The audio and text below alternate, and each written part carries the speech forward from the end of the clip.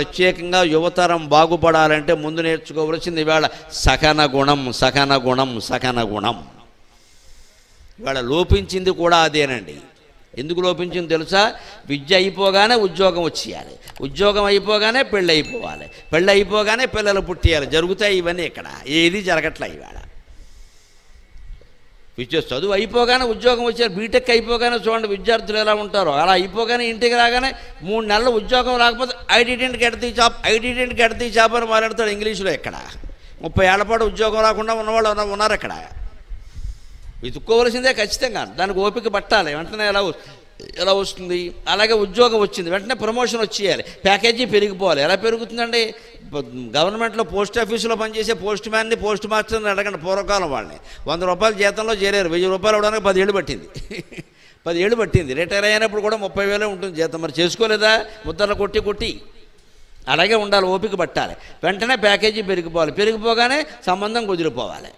ఇంకా సంబంధం కుదరగానే అన్ని గొడవలే. ఇంకా పెళ్ళవగానేమో ఉద్యోగం రాగానే ప్యాకేజీ, పెళ్ళవగానే లీకేజీ చేసేది ఏం లేదు. ఇంక ఇక్కడ అయిపోయింది, రోజు గొడవలే. ఇంకా అందుకని దీనికి ముందు మనం నేర్చుకోవలసింది సహన గుణం. ఆ గుణం రాముడికి చాలా ఎక్కువ. ఎందుకంటే 14 ఏళ్ల పాటు అరణ్యవాస కష్టాన్ని సహించాడు ఆయన. ఎందుకంటే ఆయన నేర్చుకున్న శాస్త్రాల్లో ఈ సహన గుణాన్ని గురించి బాగా చెప్పారు. ఓపిక ఉండాలి. జీవితంలో కొన్ని పనులు జరగాలంటే ఓపిక ఉండాలి ఖచ్చితంగా. మహాత్మా గాంధీ జీవిత కథ ఆదర్శం. ఆ కథలో మహానుభావుడు 3 మాటలు చెబుతాడు. నువ్వేదైనా కొత్త ఉద్యమాన్ని తలపెట్టినప్పుడు ముందు జనం ఉదాసీనంగా ఉంటారు, పట్టించుకోరా, ఆయన వల్ల ఏమవుతుందంటారు. తర్వాత ఖచ్చితంగా 2వ దశ వ్యతిరేకిస్తారు. అది ఫలిస్తోంది, పనిచేస్తోందని తెలియగానే వాళ్ళకి ఇష్టం లేక వ్యతిరేకిస్తారు.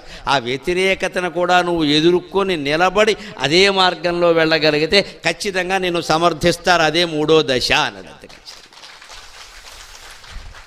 ఏ కొత్త మార్గాన్ని చేపట్టినా ఎవ్వరూ భయపడవలసిన అవసరం లేదు. ముందు ఉదాసీనత మన పట్టించుకోరు.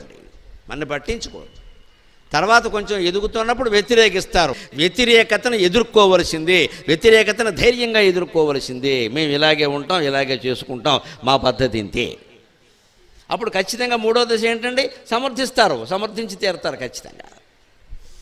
ఇంకో మార్గం లేదు. అందుకని అదే మార్గం. ఇక్కడ మన దగ్గర ఉన్న మంచి గుణాలను మనం కాపాడుకోవాలి. అందుకే శ్రీరామునికి సహన గుణం ఎక్కువ.